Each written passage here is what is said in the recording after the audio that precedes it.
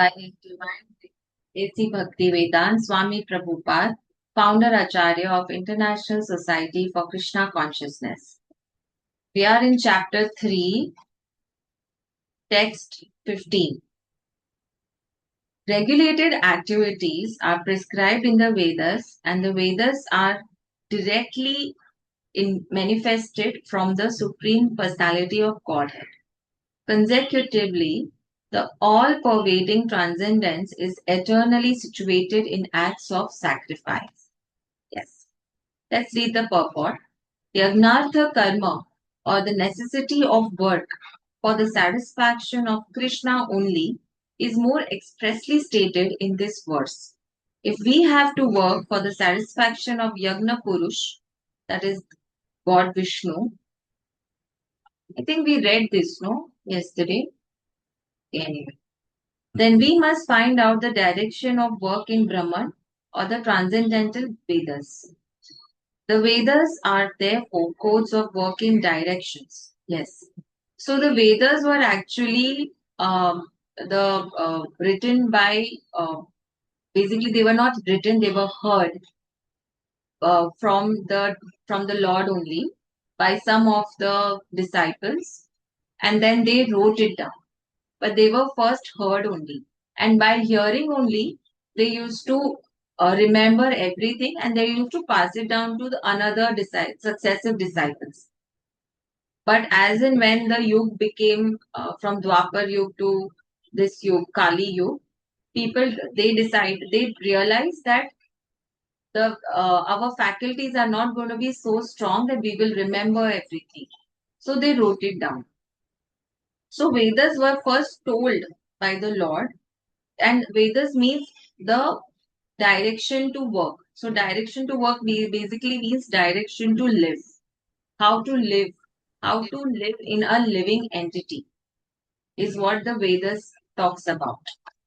Therefore, one should always take direction from the Vedas to be saved from the reaction of work. Yes. As one has to work in ordinary life by the direction of the state, one similarly has to work under direction of the supreme state of the law. Yes. So unless we have one direction, everything will be very chaotic. For example, if we have laws today in the country, everybody will work in that manner, right? And whoever doesn't work is going to get penalized. So what if there were no laws in a country? Everything would have been so chaotic, and nobody would find the right direction of living, right? So as one has to work in ordinary life by direction of the state, one similarly has to work under the direction of the supreme state of the Lord. Such directions in the Vedas are directly manifested from the breathing of the Supreme Personality of Godhead. The sound of the breath of the Godhead has converted into the Vedas. It's so mystical, because when you talk about Rigved is not something written. It is basically a sound. The sound is only something which connects people today since ancient, since immemorial time, because with this help of the sound, people started making a language. So Rigved is actually just a sound, and only with the sound, people uh, people understood. Like it used to affect the body, the living entity, the aura and everything, the energy. So they are saying that the Vedas are the manifestation of the breathing of the Lord. So the Lord used to breathe, and Vedas became crystallized. Okay, this is the way of life. This is how God lives. So we have to live like this.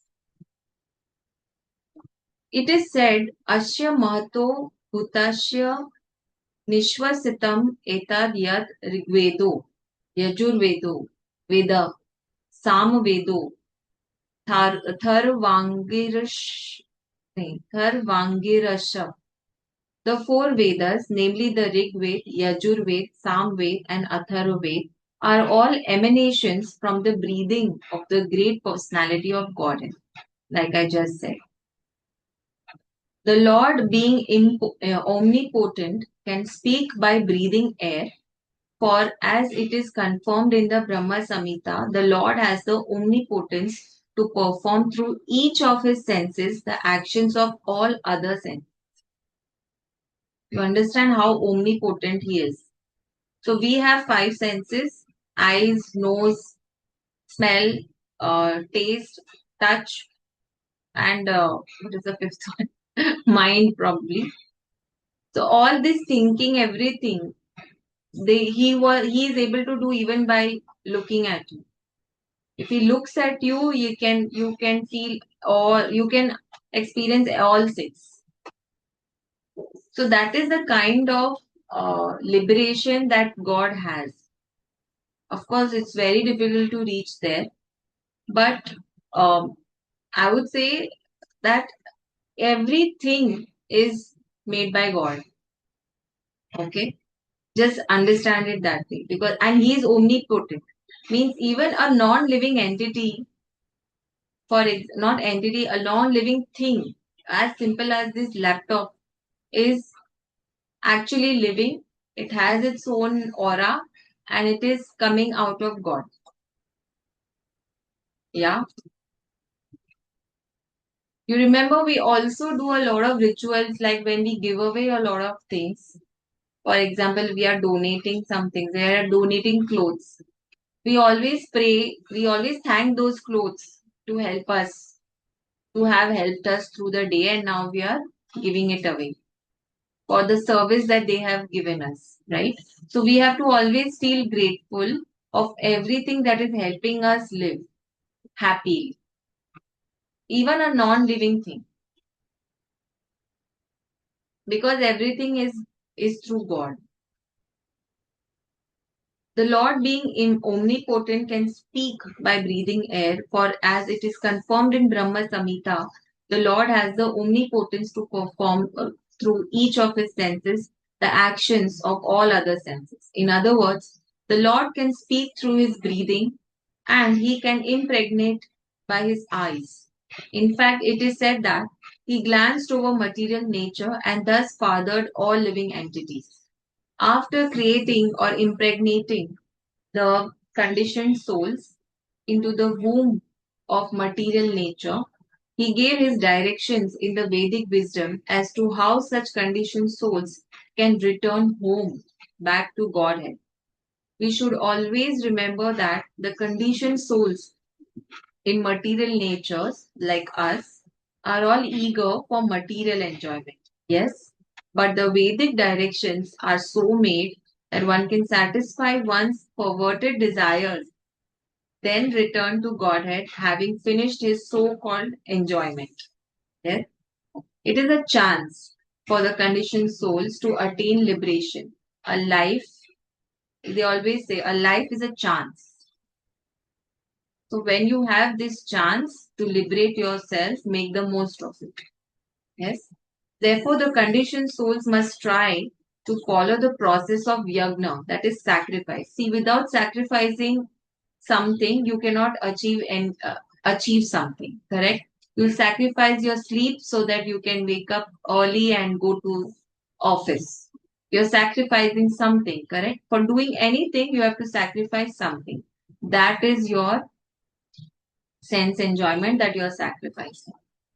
And for and you once you start sacrificing your sense enjoyment everywhere, you will soon reach closer to God, because that all those sacrifices are considered as yagna.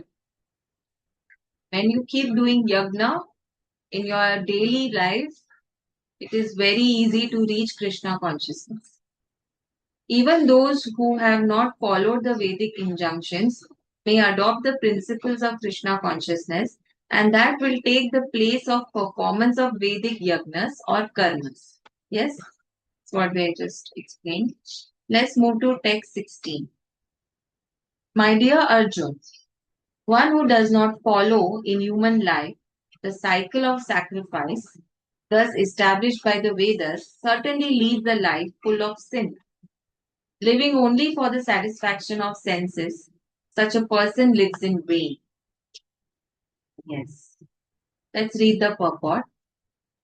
The Mamonist philosophy of work very hard and enjoy sense gratification is condemned herein by the law. Therefore, for those who want to enjoy this material world, the above mentioned cycle of performing yagnas is absolutely necessary. One who does not follow such regulations is living a very risky life, being condemned more and more. Yes. By nature's law, this human form of life is specifically meant for self realization. In either of the three ways, namely Karma Yoga, Jnana Yoga, or Bhakti Yoga, you have to reach self realization in any kind of yoga. Karma yoga is basically by doing what you love. For example, you love teaching. So you start teaching. So this realization, you have to come to this realization what you love to do, because that is what is your purpose of life. So when you love teaching, you get into the teaching and then you'll keep realizing how how it is, how to make yourself more and more better, how to make yourself reach more and more people, and how to make that difference in somebody else's lives. Jnana yoga is basically you focus on yourself, meditation. So by meditation also you can achieve lot of self realization.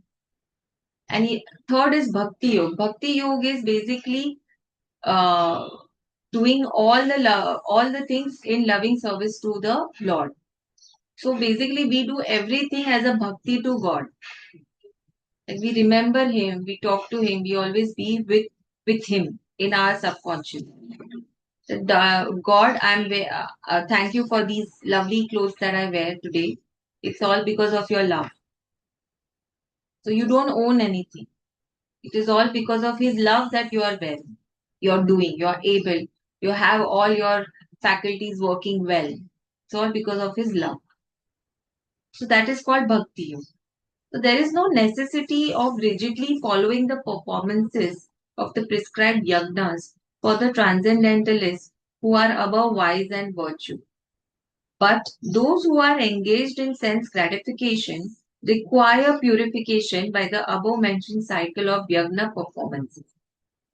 There are different kinds of activities. Those who are not Krishna conscious are certainly engaged in sensory consciousness. Therefore, they need to execute pious work. Yes, who are not the. This is now karma yoga. Yeah, the yagna system is planned in such a way that sensory conscious persons may satisfy their desires without becoming entangled in the reaction of the sense gratificatory work. What is a reaction? So, for example, you try to build uh, a murti of Ganesha with help of the clay. You are doing it. You're doing it is your yoga. You are, doing that effort. Okay. Now that murti has not turned out great. Okay. So what is the reaction? You're disappointed in yourself only. Oh, I did not do it properly. Oh, it has become so bad. Ye, wo, whatever. Instead of that, so that is called reaction. Instead of that, you start looking at it that, okay, maybe this is also beautiful, but I'm gonna try again. Maybe God wants me to learn more. Maybe God wants me to do my karma in a better way. So this is an opportunity or a failure. So so that is a response, and the first one was the reaction. So when you're doing things for yourself, for example, one second.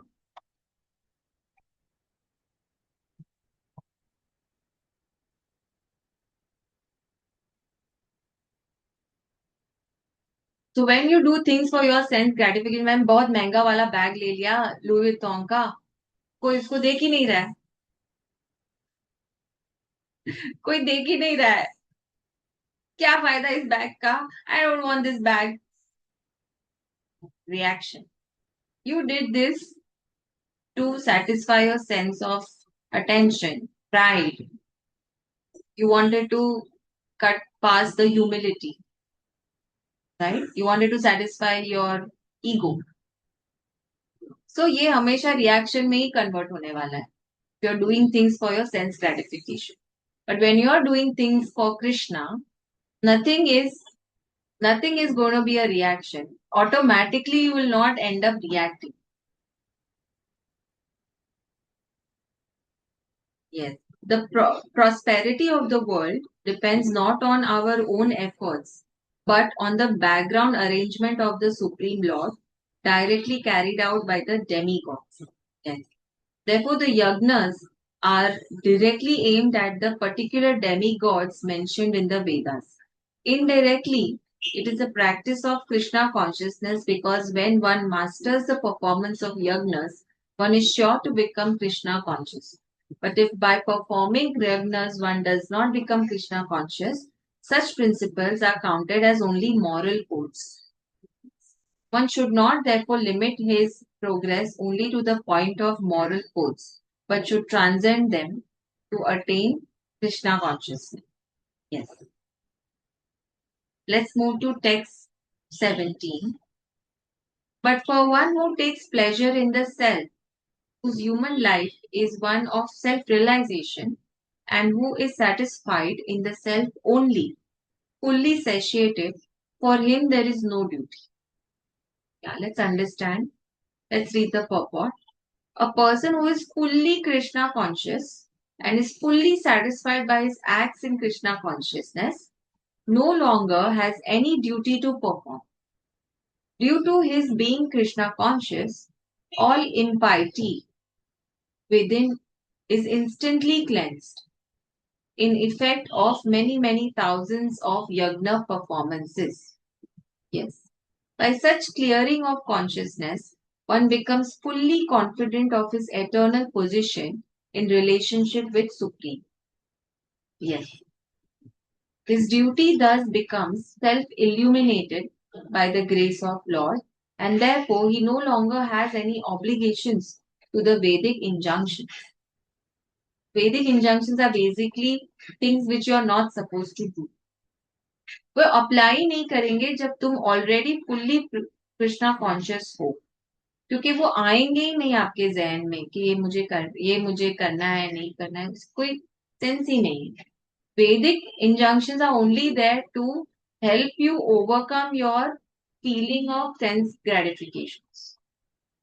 And once you have overcome it, you don't need those Vedic injunctions. Hi, come. Come.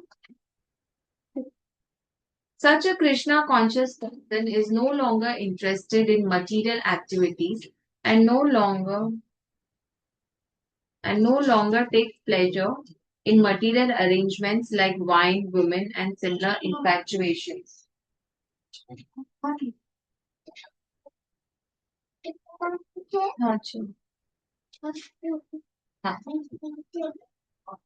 Okay. Sorry. Let's move to text 18. A self-realized man has no purpose to fulfill in the discharge of his prescribed duties, nor has he any reason not to perform such work, nor has he any need to depend on any other living being. So, करे क्या? For example, when a person is fully Krishna conscious, what do you think he must be doing every day? Because everything will not fill any kind of purpose, right? So, when a self realized person does something, he does out of Krishna consciousness. Krishna consciousness means what Krishna has directed or instructed, or what instructions he receives from the Lord. He starts doing those things only.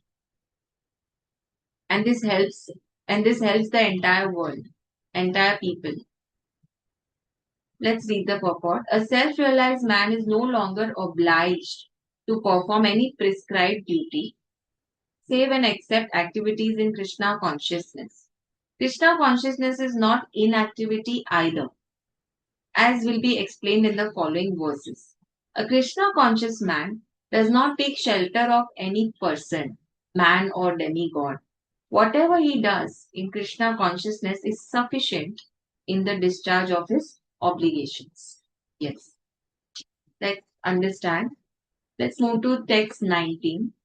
Therefore, without being attached to the fruits of activities, one should act as a matter of duty. For by working without attachment, one attains the supreme. Yes. Let's read the purport. The supreme is the personality of Godhead for the devotees and liberation for the impersonalist. I read again. The supreme is the personality of Godhead for the devotees, bhakti yoga, and liberation for the impersonalist. Impersonalists are people who don't believe in God as someone. Okay? A person therefore acting for Krishna or in Krishna consciousness under proper guidance and without attachment to the results of the work is certainly making progress towards the supreme goal of life. Now जब तुम्हें कोई दे देता है कि ये मंत्र पढ़ो रोज तुम्हारा अच्छा होगा.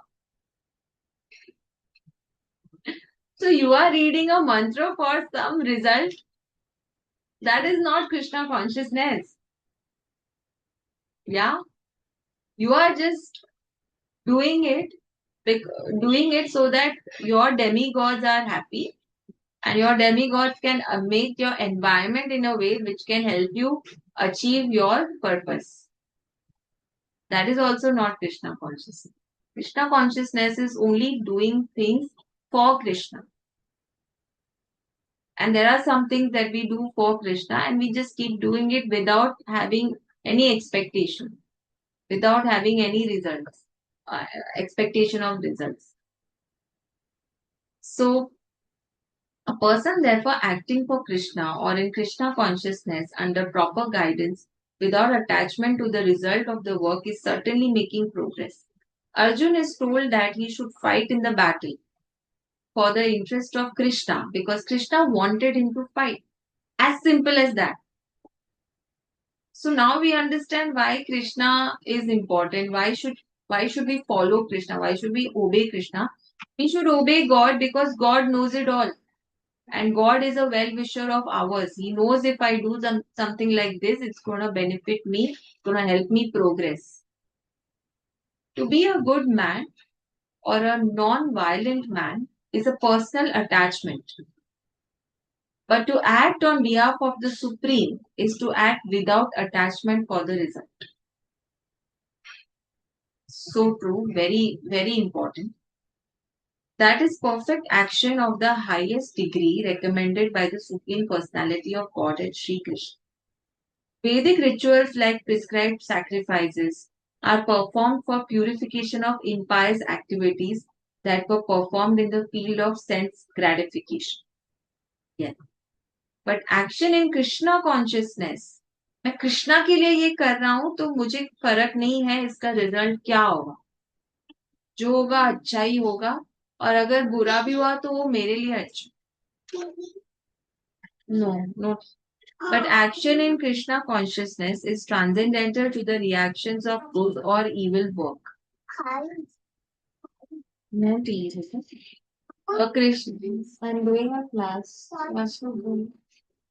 Please give me some time. I'll finish the class and come. But action in Krishna consciousness is transcendental to the reaction of good or evil work. A Krishna conscious person has no attachment for the result but acts on behalf of Krishna alone. He engages in all kinds of activities but is completely non-attached. तो non attach रहना है तो कैसे रहे. हम किसी को दिखाने के लिए कुछ चीजें नहीं करते. सारी चीजें हम किसी को दिखाने के लिए नहीं करते. हम खुद के लिए करते हैं. हम खुद के लिए करते हैं. Right? So when we start doing these things for Krishna, it's not for others to know. It's not for you to brag about yourself and tell others so that others start appreciating you. It's not for others' appreciation. What is humility? Humility is when you do things as some things are meant to be done, not for society's appreciation. You must have seen so many people do certain things so that society don't condemn them. अरे ये तो अपने बच्चे का ध्यान भी नहीं रखता है, अपने बच्चे को स्कूल भी नहीं भेजता है, उसके वजह ताकि लोग मुझे बोले नहीं था इसलिए मैं इसको स्कूल भेज देता हूँ। नहीं, हमने हमारी ड्यूटीज करनी है भले लोग देखे या ना देखे।